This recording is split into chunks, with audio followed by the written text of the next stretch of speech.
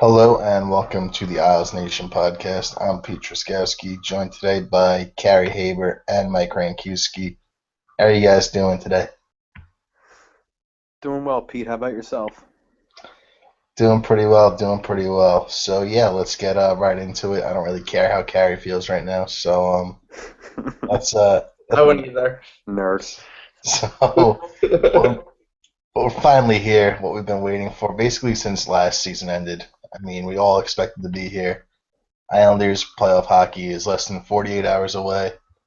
And with the way things shook out over the last weekend of the season, the Islanders will be playing the Florida Panthers in the first round. They'll be in the Atlantic bracket, even though they're in the Metropolitan Division. So if they win this round, they'll play the winner of Tampa Bay versus Detroit, and they won't see a Metro team until the Eastern Conference Finals if they get that far.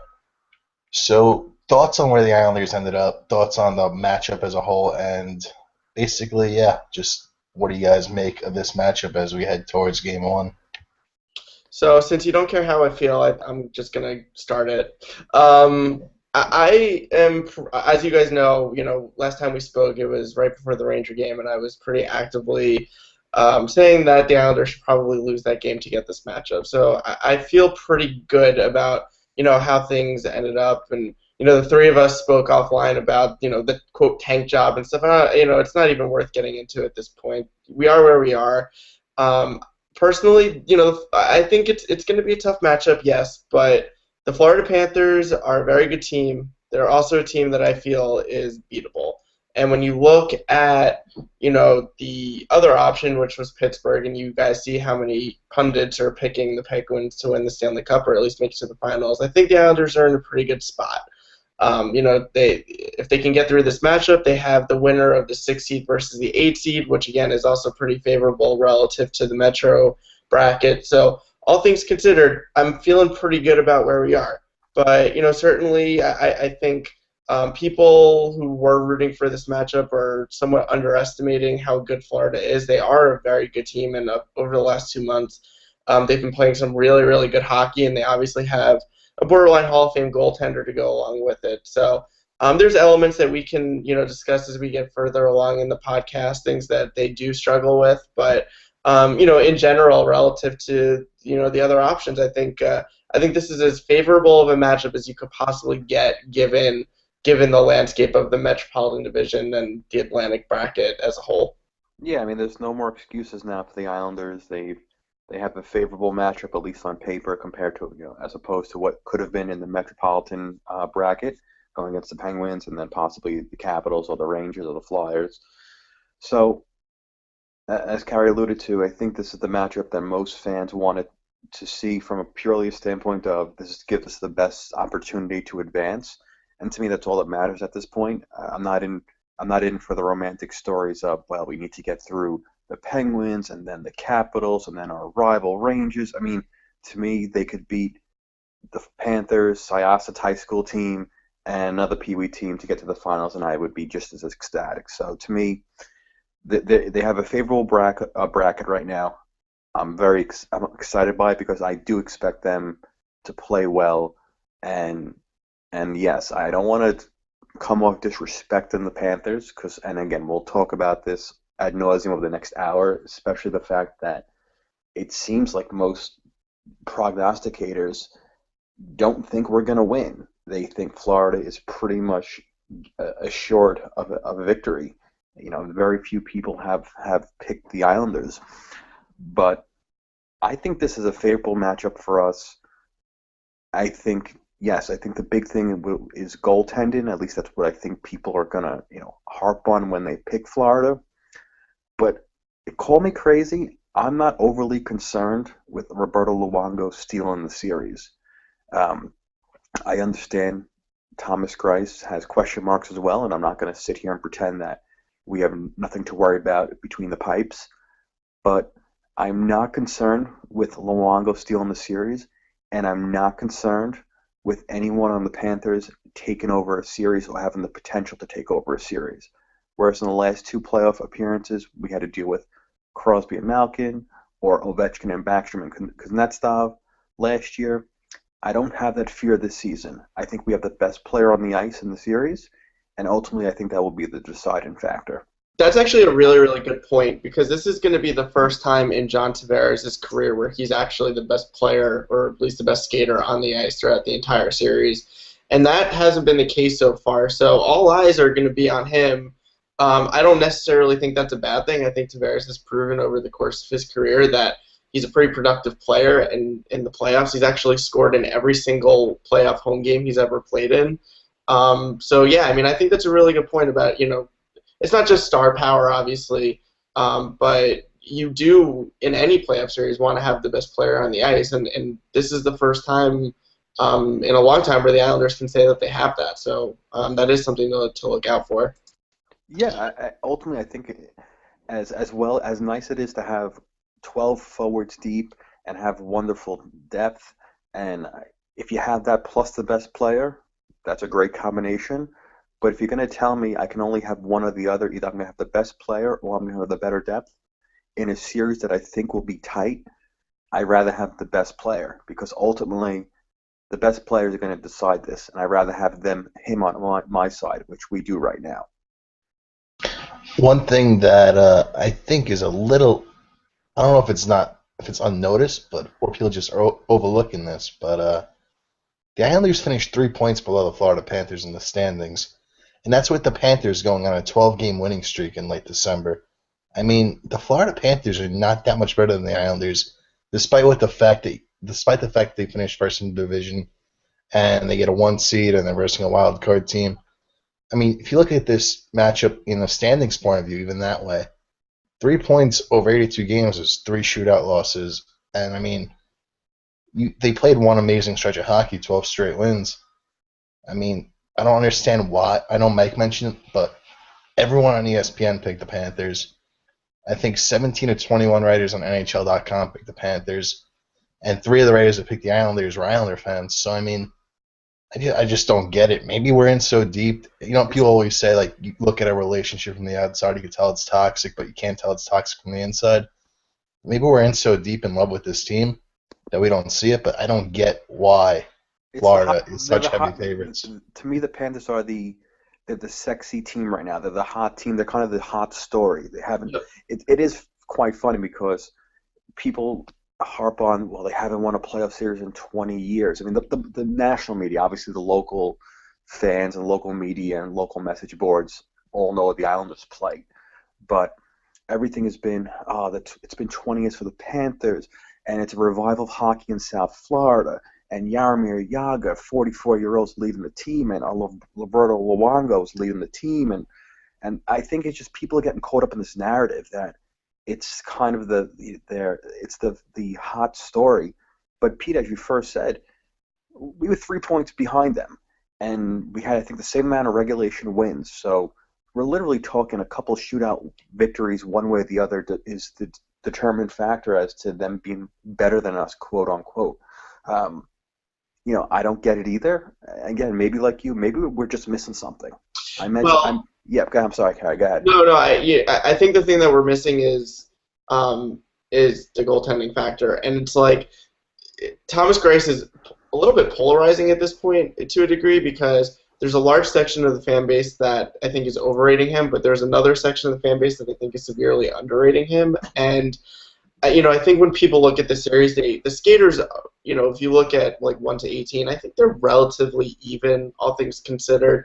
The Panthers have been playing better hockey than the Islanders over the last 2 months, but if you look at the whole 82-game season, there's not much difference there.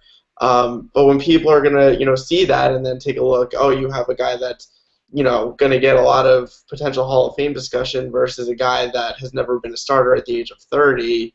That's a pretty, if the shoe was on the other foot, there'd be a lot of people, I think, picking the Islanders. And to the point that you were making earlier, the Panthers are the sexy pick right now. They're that, hot upstart team that the Islanders were a couple of years ago. And frankly, I think a lot of people consider the Islanders to be kind of boring at this point. I mean, not even just on the ice. Like, they've been in the playoffs 3 or 4 years, but they haven't won a series.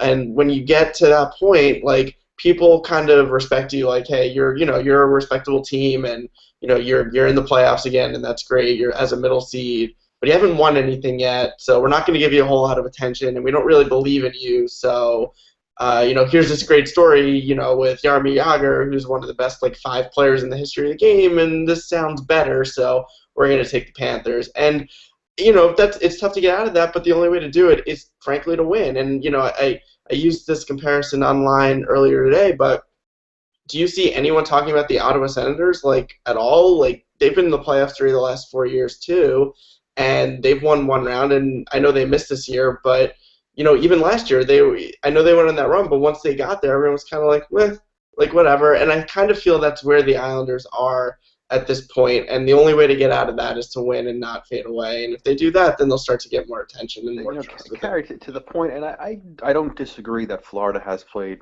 pretty good hockey the last 2 months, but since the beginning of March, they've played 20 games, and only 5 of those games have been actually against playoff opponents who are currently in the playoffs right now. One of them including us, which we beat them, and that was the game we. As you all remember, a few weeks ago, we were down 2-0 with about 7 minutes left and came back with a furious third period rally. But they haven't exactly, while they've been playing better and you can't knock them for the schedule, they haven't faced a murderer's row of opponents the last 2 months where you could say, wow, they dominated all these fantastic teams. So I think it's a little misleading to say, I mean, it is true to say they've been playing well the last 2 months, but I think you also need to look a little deeper at the competition they've played, and only 5 of those 20 games have been against playoff opponents. So I think that's another thing to consider when people again look at the narrative of the new team on the block. They haven't been in the playoffs in a couple of years, and we want them to do well. I think again, it just gets all caught up in the story, and as Pete said, 17 of writers out of 20 or whatever the exact number is picked them in on NHL.com, ESPN. Everyone picked against us. So I don't know. I just think it's people are they're looking only on the surface, only at the Panthers. They're not looking deep enough, in my opinion. Yeah, I mean, I agree with that too. I think the 82 game season at large is more important than the last 20. I mean, we've spoken about how you do want to be trending up heading into the playoffs, and you can argue that they are. But at the same time, like the Islanders were pretty bad down the stretch last year, and then the playoffs started, and they played a very good series, even though they ultimately lost. So. I kind of agree with that, and frankly, the Panthers and the Islanders have been pretty similar in their plight, so to speak, where they've had some really really strong hot streaks, and they've also been pretty terrible at points during the season too. So I'm with you. I'm more focused on the 82 game season when we talk about the series, and frankly, I don't see much of a difference between the two teams. The only advantages that I can really point out is I firmly believe Florida has a goaltending advantage. I know some people disagree with that, but I do think that it's pretty pronounced. Like Roberto Luongo is better than Thomas Greiss. So that's one. Even with Hold on. Can we just stop there? Because I want to bring up some stats regarding that. Sure. In Luongo's last 2 playoff appearances, by the time Game 3 came around, he lost the starting job to Corey Schneider. Granted, Corey Schneider is a very good player.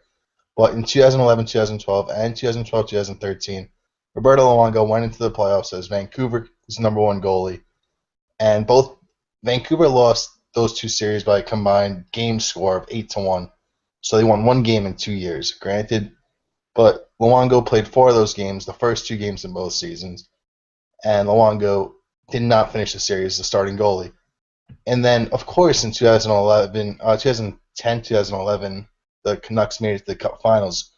But Luongo's numbers were very pedestrian. 9.14 save percentage and 2.56 goals against average, which is an average goalie right there. And that's not even accounting for the fact that playoff scoring goes way down. So, I mean, if you remember last year, Halak and Holtby were up around 930. It's just to show how average those numbers really were and how this team carried him there. In 2009, 2010, he won his first series and lost the second series. 8.95 save percentage, giving up over 3 goals a game. Think Roberto Luongo, I mean, if you think about it, this guy has not he has a history, he has a reputation of being a little bit of a choker here. I mean, if you remember, I think it was in the Olympics in 2010 or 2014. It was 2010. I mean, Canada put out ruined Marty Brodeur, someone that was on the verge of breaking down, all the way up into the finals because they couldn't trust Luongo to win a big game for them. I mean, granted, Luongo got it done in the finals, but this guy's reputation of not getting it done in big spots. He does have a reputation for sure. And look, the stats bear it out. Like, he hasn't been a very strong playoff goaltender. I think that's true. But Thomas Greiss has not been a playoff goaltender. And when you do look at track record, I think we had discussed this a couple of weeks ago where we all agreed, pretty much in whatever series it is, the Islanders are going to have a disadvantage in goaltending. I think there is one here. But certainly that if they outplay the Panthers and are able to play the way that the team played last year, and they pepper Luongo with shots, there's no reason why that would be a deterrent for them to win this series. Where I think the concern lies is not so much that Roberto Luongo will win this series for the Panthers. It's will Thomas Greiss lose this series for the Islanders? And I know his numbers have been good this year. They were all right after Halak went down. But he's never played in the playoffs before. This is a new thing for him, and we don't know how he's going to react. And that works both ways too, right? I mean, ultimately he could be, ice water in his veins kind of goaltender and be outstanding in the playoffs. We don't know. But if you're I think the only way to fairly judge this aspect of the series going into it would be to give Florida the advantage there. Where Florida has a total disadvantage, however, is special teams. They were brutal on both the power play and the penalty kill this year, and the Islanders were above average in both. Very good on the penalty kill, as we know. So, if anything, if there's one thing in hockey that you can kind of even things out, outside of like the skaters at 5-on-5, it's special teams. And for my money, the Islanders have a really, really big advantage there. And if they don't exploit that, that could be a reason if they don't win the series why that doesn't happen. And again, that works both ways too. I hate to sound like Butch Goring, but special teams, overall numbers don't really matter in special teams. It's when and where you come up with a big special teams moment. If you remember last year, the Islanders, they needed one power play goal in that series, and they probably would have won it. They just couldn't get it done. And they were a average to a little bit above average power play team in the regular season. They needed one goal in the series. They had plenty of opportunities. They couldn't get it done. Butch always says on the broadcasts, throw the numbers out the window. You need a power play goal here. I mean, Right, if the right, Islanders, and that's true. It's just a matter of if during the regular season the Islanders obviously they've been better in both those departments. That doesn't automatically mean come playoff time that they're going to continue that trend or come up big in the key spots. But if they've had more success in the regular season, you'd like to think that they would be more successful than the Panthers in those departments come the playoffs.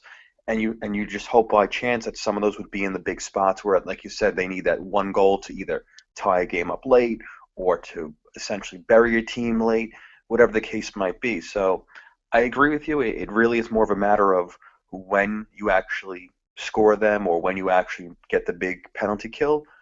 But we don't know that. I mean, all we can base it off of, if we're going to look at the special teams and say that's an advantage Islanders, all we could say is we had I think the fourth best penalty kill, the 17th best power play. I think Florida was 23rd and 27th or something along those lines in those departments. Based on those on that, we have the advantage, and let's just hope again we can do it in a big spot when it's necessary. Yeah, that's exactly right. It's an area to exploit. You obviously can't guarantee it, but I think if you look I think there's two areas where one team is probably looking at the other and saying, we can exploit this. And for the Panthers, it's the goaltending, and for the Islanders, it's the special teams. Ultimately, we don't know how that's going to play out, but there's a lot of similarities with these two teams. Other than that, and I think it's going to be a long series because of that. And when you talk about a 6 or 7 game series, it's going to be which one of those teams can garner the advantage. Will it be the goaltending or will it be the special teams? And if the Islanders are able to get a goaltending advantage and a special teams advantage, they're very likely to win the series. I think that's what it's going to ultimately come down to because these teams are very close. I'm gonna put you two guys up against each other because I know you guys disagree on this, and I love listening to you two bicker. So if you haven't heard by now, Game One's on Tuesday, Game Thursday. Two's on Friday. Game Game One's on one. Thursday. Yeah. Thursday. Game Two's on Friday, and Game Three's on Sunday. So 3 games in 4 days, a back-to-back to start it off. Thomas Grace has never been a starter, let alone a playoff starter. How do you handle the goalies in this little stretch of games here? I know you guys disagree on this, so Yeah, let's hear. it's to me it's not even a debate. Assuming that he plays well in game one and then he gets and I mean Thomas Grice when I say he gets game two. Whether they're up 1-0, down 1-0, he gets game two. And then for game three, again, doesn't matter the situation. Up two, down two, tied, he gets it. In no way, shape, or form do I want to see J.F. Berube starting game two if Grice played well in game one. Obviously, if Grice gets lit up for 5 goals in game one and looks terrible, or he obviously gets hurt, then clearly that all bets are off. But if the Islanders win game one 3-1 and Grice makes 27 stops and plays a strong game, I don't care if it's the second of back-to-backs, and I'm not pissing a game away by saying I'm going to go with my backup. And I know Carey will say, "How do you know you're pissing it away?" And I will say, because I'm not playing my best team, and I still think Thomas Grice, even on the end second of a back-to-back, will be better than J.F. Berube. He played 1 period on Sunday. Previously, he played on Thursday, so he's going to go essentially a week between playing games where he played only 20 minutes. I think he'll be okay. I don't think he's going to explode if he plays 2 games in a 24-hour period. I have a sneaking suspicion that any other team in this playoff season would do the same. I don't think a team should go to their backup or to their second string guy on the back end of back-to-backs just because somebody in a dark room with the windows shut and the shades pulled down, pounded away at the computer is telling me that statistically you have an 85% chance when this guy's in and an 84% chance when that guy's in. It ain't going to fly. Grice is the number one. This is what you brought him in for, to be the to take over the number one reins. He's played well all season for the most part. There's no reason why you're going to change it up and bring in J.F. Berube for game two if the Islanders are up 1-0. First of all, you got the narrative wrong. I'm in my mom's basement doing all this, not in a dark room, with the window shut. Just wanted to point that out. It's tough because I think this is a very situational thing. If the Islanders lose game one, and Jack Caviano's job is truly on the line, like we've heard, kind of whispers about for a little bit. He's going to go back to Grice for game two, and it's kind of hard to disagree with that because, if he's desperate and the team's desperate, you kind of have to do that. However, if they win game one and they're up 1-0, I do think that it is fair to go to, assuming he's healthy, J.F. Berube for game two. And look, it's not even about game two. Like, this is a very condensed schedule to start this playoff season. They're going to have 3 games in 4 nights. They have 4 games in 6 nights. That's a lot for any goalie to play, and this works both ways, too, for Luongo. But, to your point, Mike, Grice is the only goaltender of the 16 teams that's an asterisk because we don't know about Marc-Andre Fleury, but we think that Grice is the only goalie out of the 16 teams to have never been in a position where they are either a regular season starting goalie or a playoff experience. So it is a little bit different from that regard. Well, the Sharks have Martin Jones, which obviously this is the first season where he's been the starter. And True. there's some question about whether he was going to get game one start or James Reimer would. That's true, but he did start the entire year, and I guess that's fair enough to throw him into that mix. And if it was Martin Jones versus James Reimer, I think that obviously that's a better situation than Grice Berube. But at the same time, like J.F. Berube has come in, and outside of 1 game, a game in which he found himself on IR right after that, has played pretty well. We can all point to that game in Pittsburgh where he was phenomenal. But he did win 3 games for this team. Don't you think you're stretching it a little here? This guy's played what? 1, 2, 3, 4, 6 70, games? 6? I think 7 total, but I think 4 or 5 since Grice became the starter. One was the first weekend of the season, and he got lit up in Chicago. Then he gave up 3, and the team outscored him against the Wild after the All-Star break. Then Right. He played 2 good games straight against the Senators, who suck, and the Penguins on the road. Then in Carolina, he was giving up awful rebounds, and then he got lit up by like a Christmas tree by the Penguins, and he gave up 2 or 3 really soft goals. So I mean, I don't know where you get this insane confidence in JF Berube from. It's not so much that I haven't seen confidence in him. It's that I don't know. It's not burnout of Thomas Greiss in Game 2. It's more burnout of Thomas Greiss in Game 4 or 5 when he's now playing, let's say 5 games in 8 nights. Like that's a whole lot of stress to put on a body for a guy that's never been in that position before. And again, I know it's the same for Luongo. And this is what, when we talk about, the goaltending story throughout this series, I think this condensed schedule is actually a big part of that, where, if maybe they do have an outlet to sit Greiss a game and Florida doesn't, that it's possible that Luongo, who is an older goaltender, breaks down as the series continues and Greiss doesn't. So I mean, we don't know the answers to these questions. Right. I think so you're gonna sit Greiss in game. Let's assume the Islanders win Game 1. Greiss is healthy. You're gonna sit Greiss in Game 2 because you think that he'll burn out. What's gonna happen a month from now if we're in the conference finals? Let's say we're fortunate enough to be in, and Greiss has played. Halak will be back. Yeah, Yara Halak will be back. I'm not worried. Let's jump into a different story. But I would say that if this team's in the conference finals and Thomas Greiss has led them there and has played well, I don't care if Halak comes back healthy. Greiss is your guy. No, totally. But Halak provides that buffer where if Greiss does break down, then you have a very viable option to go to. That's why. So then why not? If Halak is due back within the next couple of weeks, run Greiss out now. Then let him go. I mean, instead of going to JF Berube, we have not in the last. God, I wish I knew that exact number. I'm going to say 30+ years have not had more than a 1-game advantage in any series. Maybe the Capital series, actually. I'd have to double check back in '93. Maybe we did. Maybe we were up 3-1. I really don't recall exactly. But we have yet to take a 2-0 series lead in the last 25 years. And I understand the point of, hey, we want to keep a guy rested. We want to keep him fresh. Maybe the other guy will play better. You're going to put in a guy who hasn't played at that point. It'll be over in just about 2 weeks in his first game back, who will probably be a little bit rusty. You want to put him into a situation on the road in a hostile environment where the other team's going to be desperate and in theory is going to come at him with as much as they got. I'm sorry. I understand J.F. Berube had some success in the minors.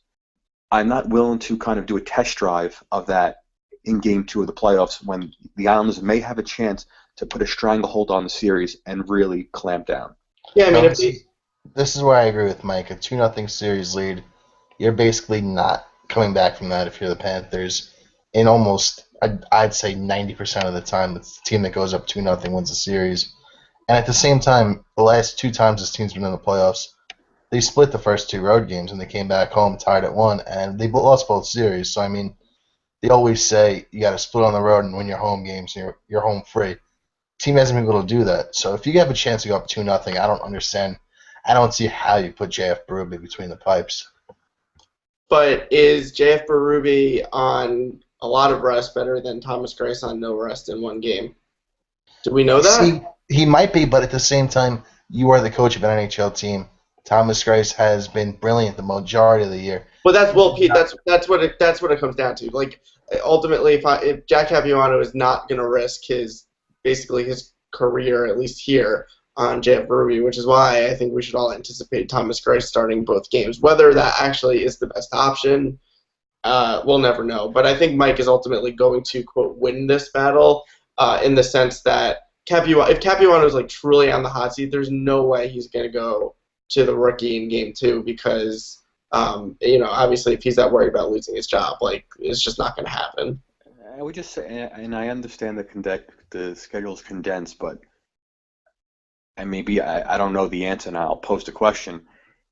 How often do teams, when there's no injuries and no goalie controversy in the sense, the starter let up 5 goals in game 1 and they went to the backup in game 2, just a straight, we just want to give the goaltender a rest.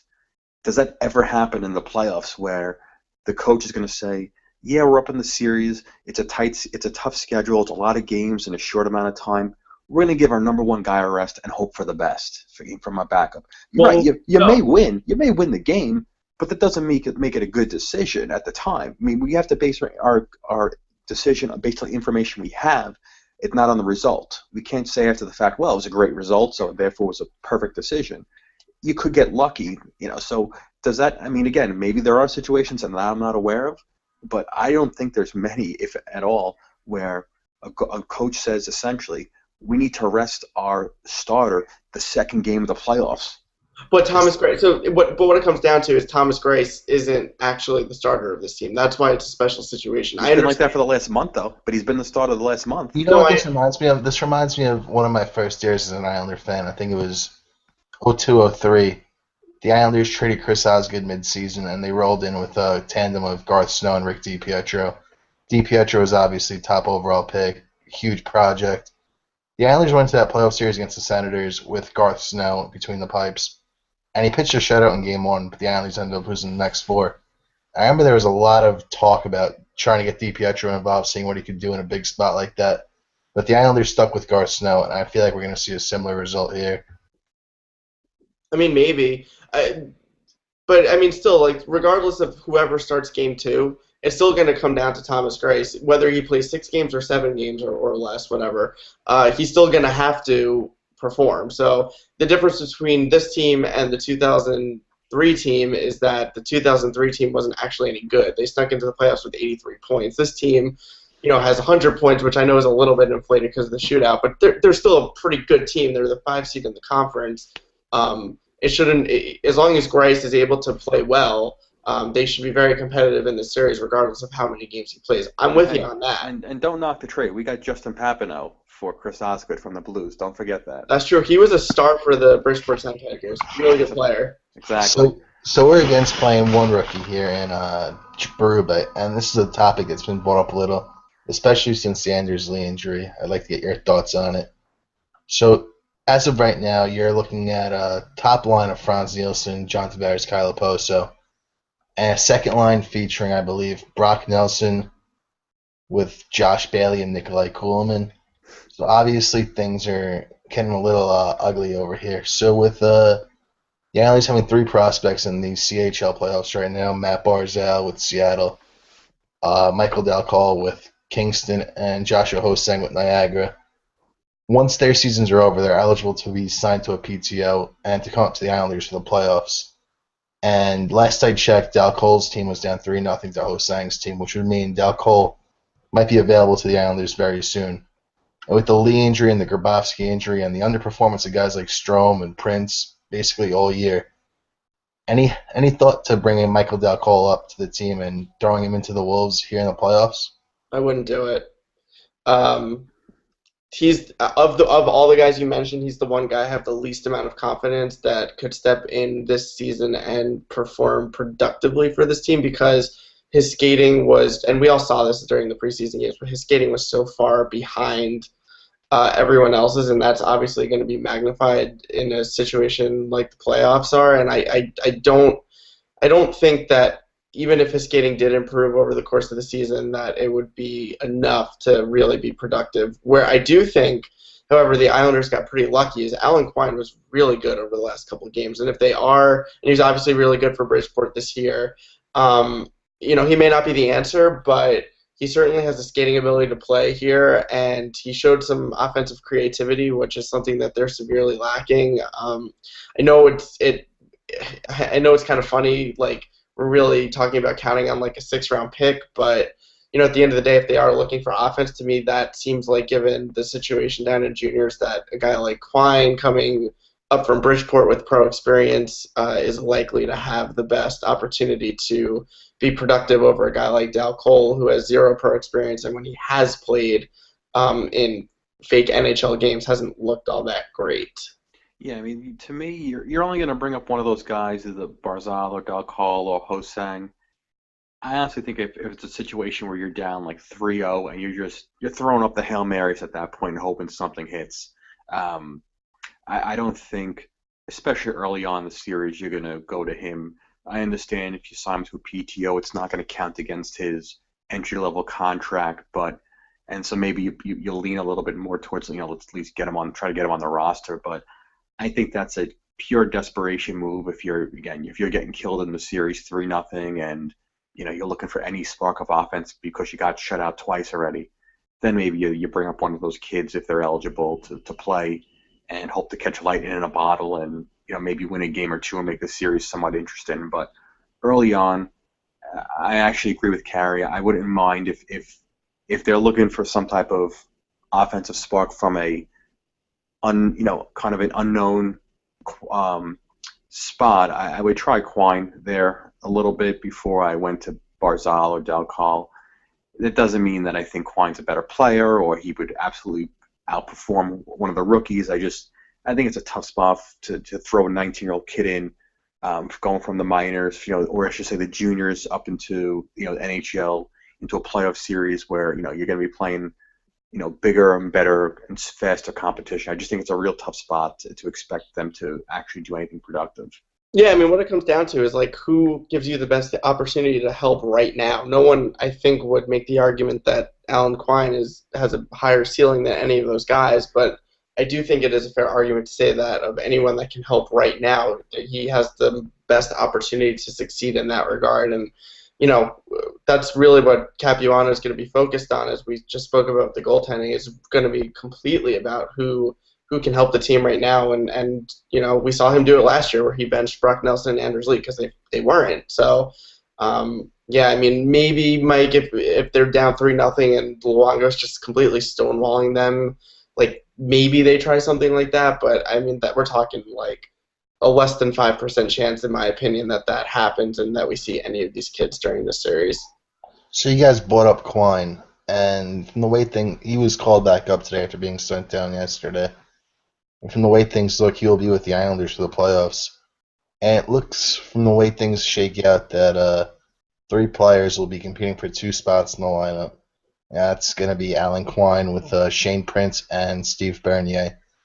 So which guy sits in your guys' opinion? Did Quine show enough over the weekend to earn a spot in the lineup for the playoffs? Well, I'll throw in a different wrinkle in there as well, and then I'll answer your question. And I brought this up offline, I think, to you guys. At least for game one, I would seriously consider going with 7 defensemen. I know I'm jumping a little bit ahead here, but with Travis Hamonic, reports are he's practicing with the team and they expect him back, and he's pushing for game one. I would not be adverse to them going with 7 defensemen for that first game, just to kind of give them insurance in case anything happens with Hamonic's knee early on. I mean, I think especially with the condensed schedule and them playing less than 24 hours later, I don't want to be caught in a spot where Hamonic starts the game, they have 6 defensemen, and then 10 minutes in, something doesn't seem right, and he has to go and he's off for the rest of the game, and then you're down to 5 defensemen for the rest of the game. God knows if you go to overtime how long that lasts, and then you have to come back the next day and play again. I'd be more comfortable because the forwards are such a jumble, really, especially in that middle 6. I don't think you're losing too much if you bench, say, Prince and Quine for game one. And then if game two, obviously if Hamonic showed no ill effects from his injury for game one, then you go back to the more traditional 6 defenseman, 12 forward route. But I think if I had to choose 2 of the 3 guys to play in game one, I would go with Prince and I would go Bernier. I think Bernier gives him a little bit more size up front, and in a series where I don't expect it to be kind of high flying all over the place, and kind of be more ugly and a lot of board play, I think Bernier is a better option than Prince or Quine. But I mean, that's for game one. Come game two, you see what happens. Yeah, I agree about Bernier. I think Bernier, in terms of 5-on-5 even strength play, and not from a not necessarily scoring perspective, who can best replace the type of game that Anders Lee plays? I think he's the guy because for all the reasons that you mentioned, he's like kind of a heavy player and can grind and do the stuff that Anders Lee does. He's obviously not going to score nearly as much, but at that point, you're really looking more for a guy that can stylistically play a similar style and not be a hole defensively. And I think that's Bernier. So really, what it comes down to is who gives you a better chance to win between Shane Prince and Alan Quine. And I mean, I don't know. I think it's negligible. Wherever the coaching staff decides to go on that, I think is reasonable. I think they'll go with Shane Prince because ultimately he's played 50 games in the NHL this season, and they obviously made a trade for him and likely want to see what he can do, and that's fine. But again, I expected a lot of movement in this series if depending on how things kind of play out. So. I'm not necessarily so concerned with the game one lineup, but as the series moves forward and kind of creates an identity for itself, similar to how the Washington series and Pittsburgh series did, we may change our tune. I do want to point out that I love Mike's idea about 7 defensemen in game one. I think that makes a ton of sense because we don't know about Travis Hamonic and how much he can play, and it also allows for the ability to use a guy like Marek Zlichky as like a special teams player or something along those lines, whereas when you're talking about just 6 guys and you're obviously putting a whole lot of trust in Hamonic, who hasn't played in a couple of weeks and is likely still hurt to a degree. I think it makes a whole lot of sense and mitigates that risk, especially on a back-to-back. So I'm kind of with Mike on this one. I'd go 11 forward 7D and play and just bench, I guess, both Prince and Quine for game one and then reevaluate after the game. So, how long of a leash are you guys going to give the top line of Nielsen, Tavares, and Oposo? Obviously, the team started scoring more once they were put together, but if you look at the lineup, the middle 6 is ugly, and that's mainly because the Islanders' top 3 players are all on one line, and it's not spread out through the lineup. So you're looking at guys like Josh Bailey and Nikolai Kuhlman on the second line. Meanwhile, if Tavares was playing with, say, Bailey and Strom, and you have a second line, Nielsen, Oposo, and Kuhlman, it might look better to the eye, but, I mean, for the first time all year, it felt like there was consistent scoring from the top line once the Islanders put Nielsen with Oposo and Tavares. And, I mean, is this a line that, with Tavares, obviously, as you guys mentioned earlier, the best player in the series, is this Capuano basically saying this one line could win us this series? I mean, how long of a leash are you guys giving this? You guys think it's the right move to put our 3 best players together? Yeah, you give them as long a leash as long as they're producing. I mean, I don't care if that top line scores every goal for the Islanders as long as they keep winning. That's fine. I mean, I don't think it as long as that top line is productive.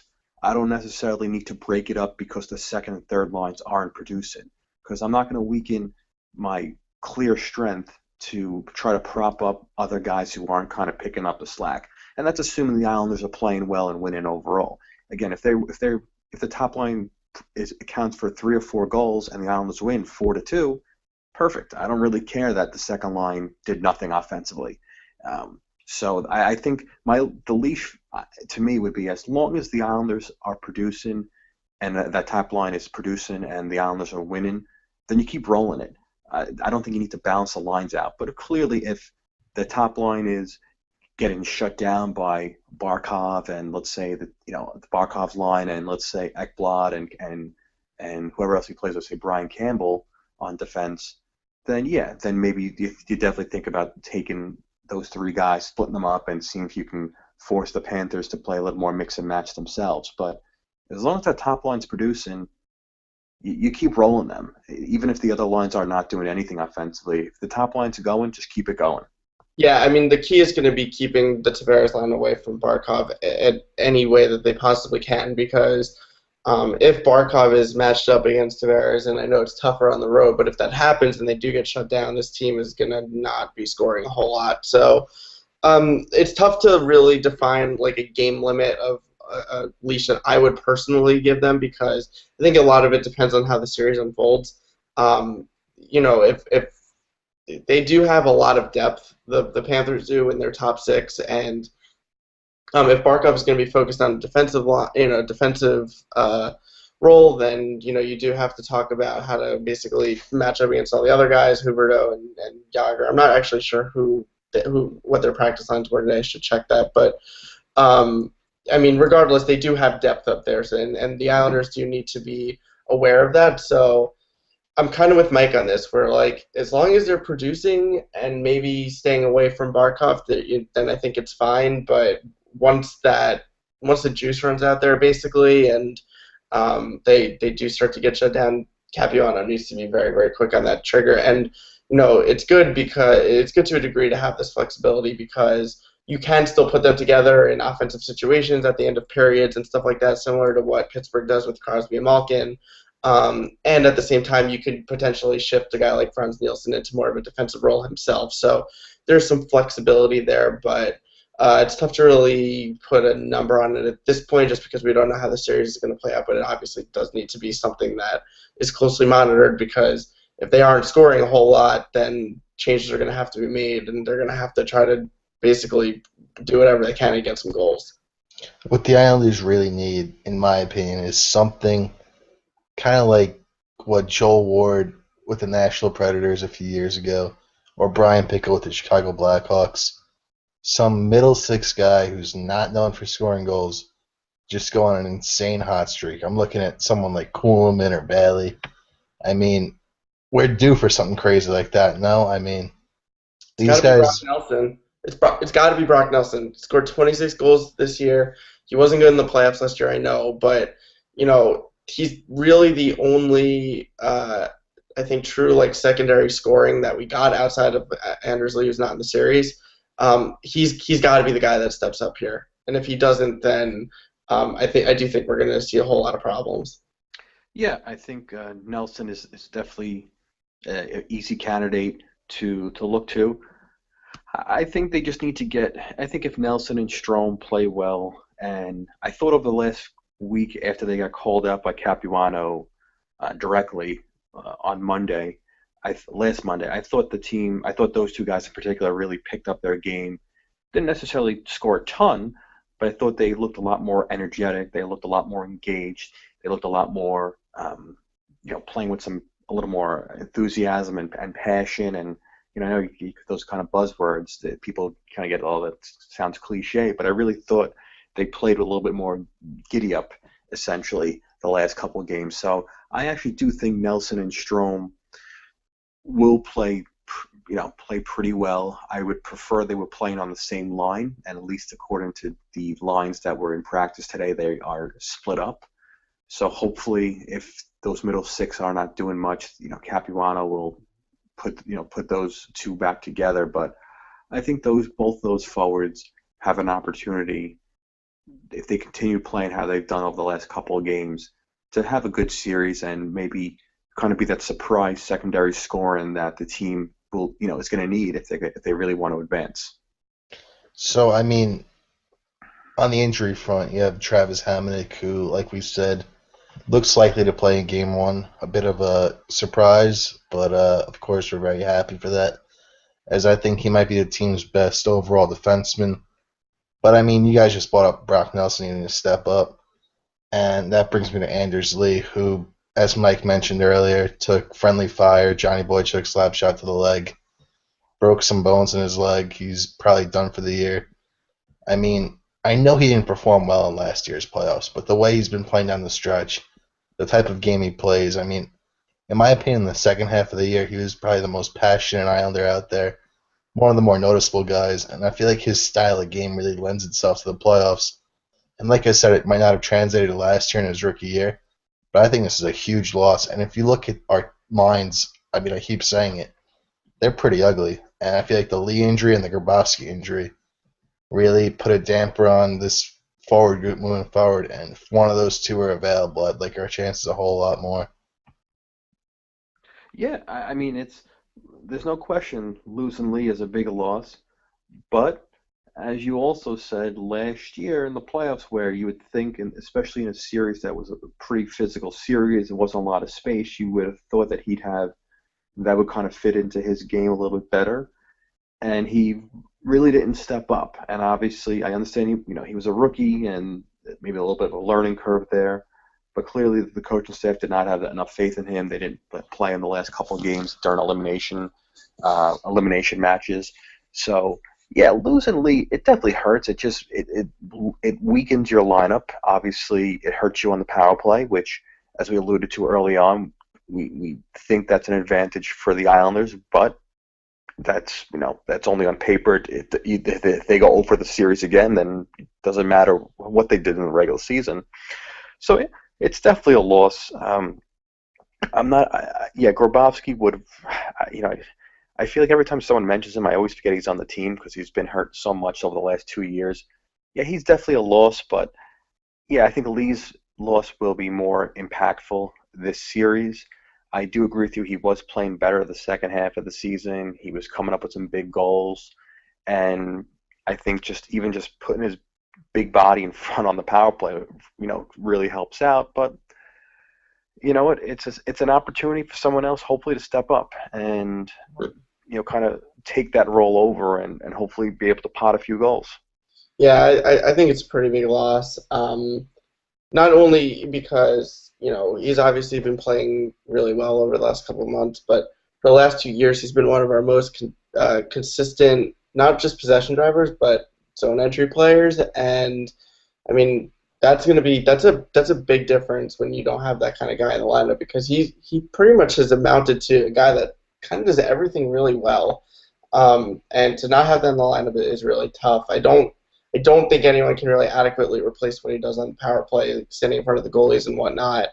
And yeah, I mean, as you alluded to, Pete, the lines are not pretty without him. So, but hey, look, I mean, that's the nature of the beast. Like, guy has a broken leg. He's going to miss most, if not all, of the playoffs, and the team's going to have to step up without him. But yeah, to say it's anything but a huge loss, I think would kind of be understating it. The guy has again developed into one of, I would say, probably one of our top five most important offensive players on the team. Yeah, and listen, the Panthers lost Vincent Trocheck. He's probably out for at least the first couple of games of the series, which is a huge loss to them. He was having a very good season before he got hurt the last 2 weeks of the regular season. So these things happen. I mean, I think the one positive, staying on the injury front, is it does look like defensively we're going to be as healthy as we've been in the last God knows how long, last several weeks, months, I don't know, but we're at least our defense appears to be kind of healthy, especially with Hamonic. It looks like he'll be back for game one, if not game two. But my feeling is game one. The injuries to the forwards, it happens, but at least if the defense is somewhat healthy and or completely healthy, then I'd like our chances. I really do. Yeah, the Panthers defense is frankly one of the most overrated units in the league. Aaron Ekblad and Brian Campbell are an elite defensive pairing. Like they really should be playing 30 minutes tonight. They are just astounding together. But after that, they're not good. And I think that's an area that the Islanders have a little bit more balance on their defense than the Panthers do. And again, it's going to come down to matchups. You got to keep Tavares, especially if he's playing with Nielsen and Oposo. You just have to keep them away from Ekblad and Campbell. Do what you can on the road, but at home, there's just simply no excuse for that to be a matchup. They simply have to find a way to avoid that, because if they can, then Tavares can definitely exploit that and take advantage. So, with all that being said, will the streak go to 23, or will it be snapped? I say the Islanders win in five. I think it snaps. I think they'll be tight games, but I think we're going to win in five. I really do. I know I'm a homer when it comes to this stuff, when making these predictions, but I really just have a suspicion. It's not to do with emotion. It's not the hockey gods don't owe us anything. We're not due. I just think that our defense, 1 to 6, even 7, is better. I think we have the best player on the ice in Tavares, and I, I know people are concerned about the goaltending matchup. I really think that the goaltending matchup in this series between Luongo and Grice is going to be close to a wash. And if it's a close to a wash, that's a huge advantage for the Islanders. I don't trust Luongo. Pete went over his playoff resume a little while ago. I think we're going to see a lot more of that, and I think he's the type of guy you keep peppering him with shots. He's going to let one bad one in, and next thing you know, he's going to let 3 or 4 bad ones in. So I really think that the goaltending matchup, which I think is most people's kind of fear of what's going on and how this series is going to play out, I think it's going to be close to a wash, and I think because of that's a huge plus for the Islanders. I think whoever wins this series is going to be the team, to Mike's point, that gets the most rubber on the goaltenders. And I'm optimistic that the Islanders can kind of rekindle some of that, quote, magic that they had a year ago and really just forget the uneven 82 games and just go full throttle, especially with a healthy defense. So the one thing that I do feel confident in saying is that I think it will go 6 or 7, and for the sake of being a homer, I will go Islanders in 7. They will win another elimination game in Game 6, but this time they will go down to Florida in an away game and win Game 7 and move on to the second round. Barclays needs its moment. I'm calling it now. We split the first 2. We go home to Barclays, first game home Sunday night. Islanders shut out the Panthers 4-0. Game 4, we squeak out a win. Go to Florida with a chance to clinch, lose a close game. But Game 6, come back home to our raucous Barclays Center and win our first series in 23 years. I'm feeling it. I don't know why. I'm not usually this confident. I wasn't this confident last year. I wasn't this confident in 2013. But the way this season happened and the way it felt like we belonged in the league and belonged in the playoff race the whole time. I don't know, just something about the way and how we needed to lose that last game and to get the Panthers. And we were up 2-0 like 5 minutes in. And we were all like, come on. They still pulled out the loss. I mean, there's something. I'm feeling it. Yeah, because because they would have won that game like in 2009, 2010, 2011, 2012, where they win all these meaningless games. No, I hear you. Yeah, no, I think it comes down to Tavares. I really do. I think we have the best player on the ice, whereas maybe Florida, their forwards might be deeper, 1 to 6. I think Tavares is the kind of the trump card we have to play, and I think he's going to have a big series, even if he's matched up predominantly against Barkov or against Ekblad and Campbell on defense. I think he's going to have a couple big moments where he's going to, he may not put up 12 points in the series or something ridiculous, but I think he's going to be the difference maker. I think he's going to score a couple big goals or set up a couple really big goals, and I think he's going to be a dominant player. I think this is the series he's really going to just dominate from start to finish. He started playing really well this last week of the season. He's a guy that he could sustain that play for a couple weeks at a time when he's going hot. I think he's going to keep it up for the next couple weeks. I think he's going to lead this team to a victory, a playoff victory, and then we go from there. But I really think he's the biggest reason why I think the Islanders will be happy on the handshake line for the first time in 23 years. I'm gonna throw out one more unsung hero of the series for them to win, and it's actually Calvin DeHaan. Jaromir Jagr is right wing, obviously, which means he's matched up against lefty, and I assume that assuming Hamonic is healthy, that Capuano is going to go with Calvin DeHaan and Travis Hamonic as his number 1 shutdown pairing, and if that's the case, then it is going to be Calvin DeHaan on Jaromir Jagr for a whole lot of the series, and it's a huge test for him.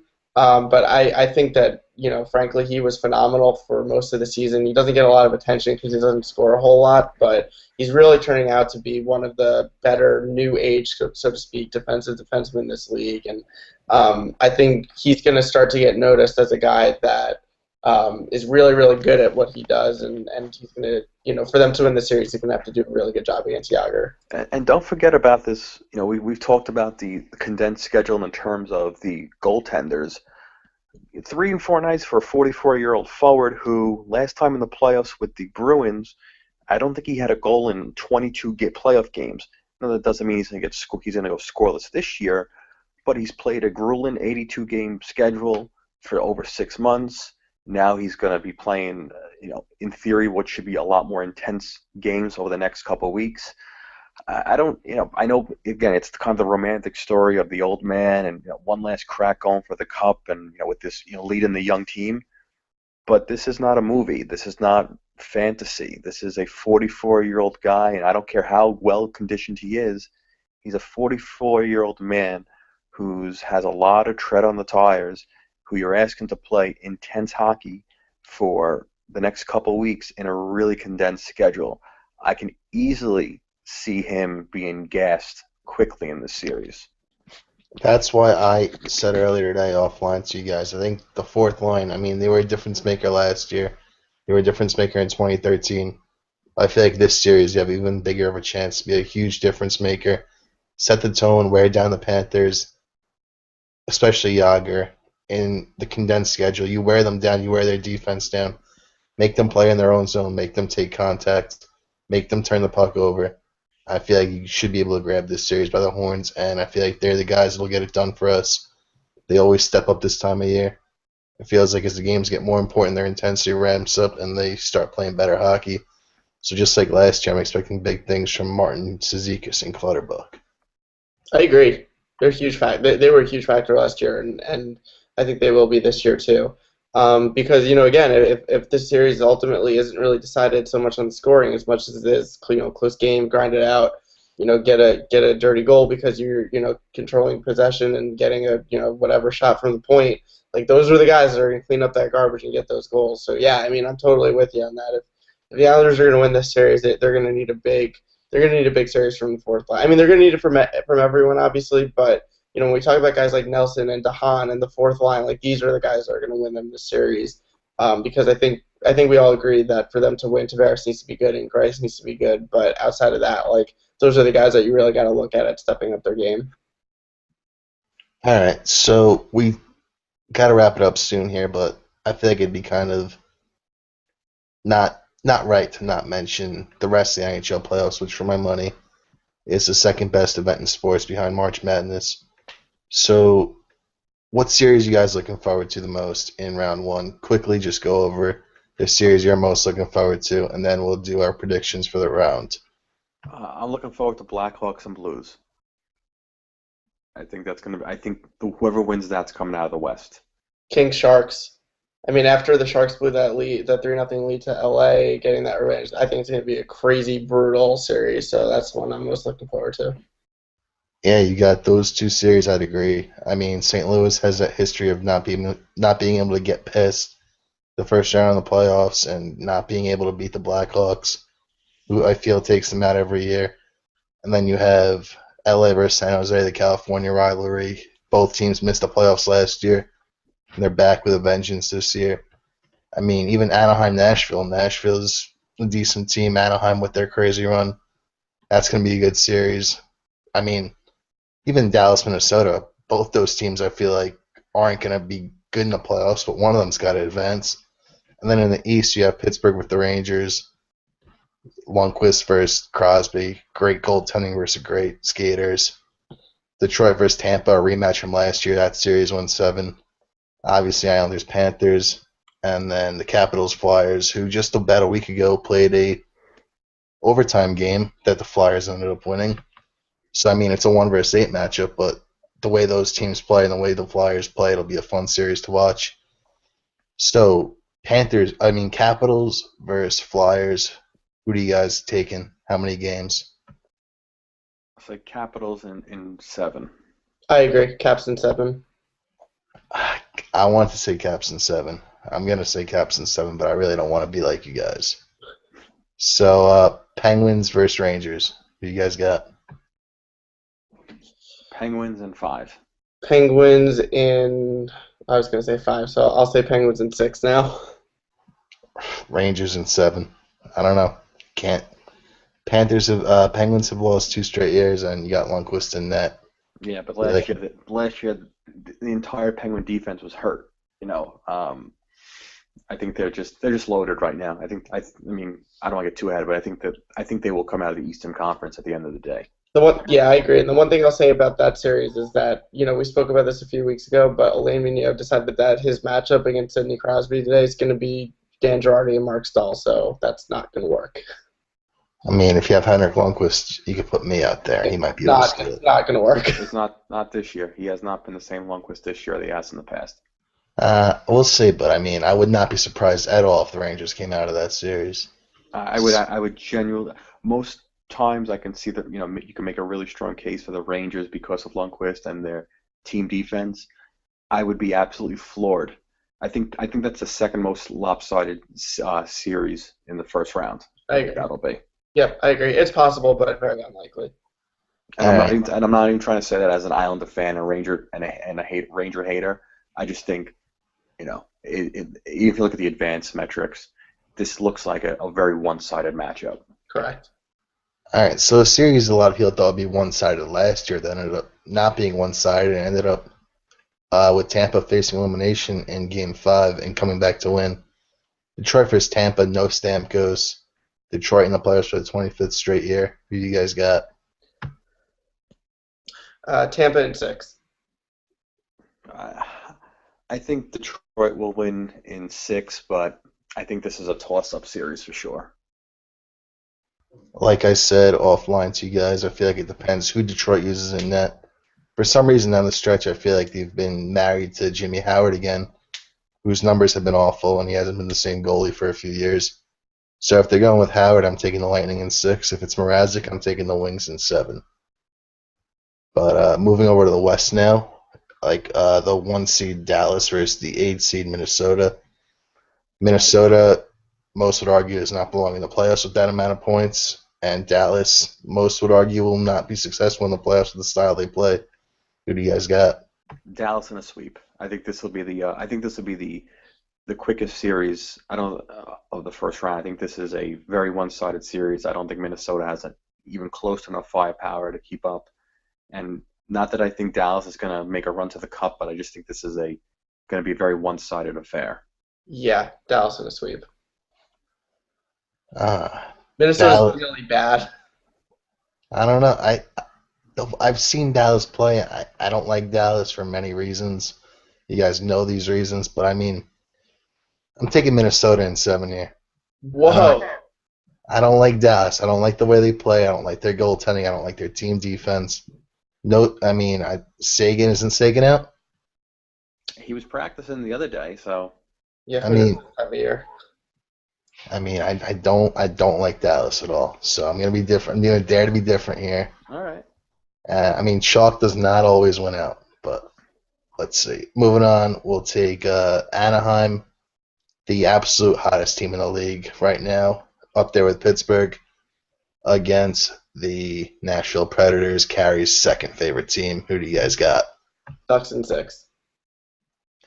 Yeah, I would say Ducks in 5, but I think that actually, even though I think it'll only be 5 games. I think they'll be tight games. I don't think they'll be blowouts. I just think the Ducks are a little bit better and they're gonna advance. This is my sweep here. I'm taking the Ducks in 4. Oh, I don't okay. see it with Nashville. I don't. Pecorino hasn't been Pecorino this year. I Yeah, mean, that's what it is. They don't have goaltending, and that's a big problem there. and Anaheim, since Christmas, I feel like they lose once a month. So, I mean, I don't see them losing to Nashville at all. And then the two big ones, Chicago versus St. Louis. I think they've matched up twice in the last 3 years, with Chicago winning both series. Chicago obviously a cup favorite, and St. Louis trying to shake the choking label. Who do you guys got? I think this is the year St. Louis beats them. I think St. Louis in 7. I actually think all the extended playoff runs for the Blackhawks finally catch up with them, and I think this is the year that the Blues get the monkey off their back and actually beat the Blackhawks. That's right. Blues in 7. This is the Uh, year. This is the year. uh, I thought I'd be different here. No, Blues in 7. I'll be a different one. I'm not taking the chokers against the proven Blackhawks. I mean, St. Louis plays low-scoring games all regular season, but I feel like their goaltending isn't as good as it appears, and Corey Crawford's been proven in the playoffs, so I don't feel like there's an advantage there. And offensively, give me the Blackhawks. I'll take them. So last but not least, LA versus San Jose. Two California teams, two comeback stories, 2-3 in the Pacific. LA, obviously a cup favorite. It feels like they are every year because they're quick in the way they play in the playoffs. And San Jose, a renaissance story. Most did not expect them to be this good. So who are you guys taking? Kings in 6. I will say Kings in 7. The home team wins every game. I'm taking the Kings in 7. Uh, I just feel like they're more built for the playoffs here. The Sharks struggle at home, so I don't think that I'll agree with Mike's point there. That might be their biggest bugaboo, the fact that they're not a great home team. But yeah, I mean, I'll take the Kings because I think Jonathan Quick's a better goalie than Martin Jones. And like you, Agree. And like I said, the Kings build their team with the playoffs in mind. They don't build them they don't care about the regular season in that, in the sense of they don't need to score a lot of goals or have a lot of guys near the top of the scoring chart. But come the playoffs, this is the prototypical big physical team that just they're built for the spring. yeah, the Sharks are no joke, but they're just simply not as good as the Kings in, I would say, pretty much every facet of the game. Like, they just got a really, really unfortunate draw. So come June, who's lifting the cup? I will say St. Louis over Pittsburgh. I have the exact opposite, Pittsburgh over St. Louis. I'm taking LA, Anaheim, last second change, Okay, over the Islanders. there we go. Attaboy. There we go. Yeah. There we go. But wow, At least one of us has balls. At least one of us has balls to put it out there. Here to be different. All right, that'll do it for us. I hope you enjoyed listening to us break down this series. All three of us think we'll win this series, but only one of us thinks we're going to the cup. Remember, stay true. Let's go Islanders.